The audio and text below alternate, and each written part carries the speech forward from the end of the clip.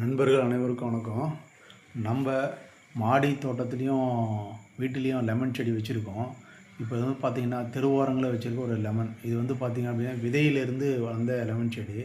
இது எந்த அளவு செழிப்பாக இருக்குதுன்னு பாருங்கள். இது பெரிய பராமரிப்புலாம் ஒன்றும் இல்லைங்க. இப்போ அது பக்கத்தில் இருக்க களை செடியில் எடுத்து அப்படியே அது பக்கத்தில் போட்டுருது, அவ்வளோதான். வேறு எந்த ஒரு பராமரிப்பும் இந்த செடி கிடையாது.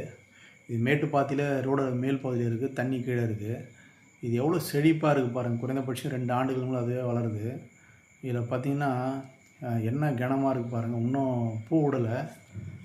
உங்களுக்கு வந்தது அப்படின்னா அப்டேட் பண்ணுறேன்.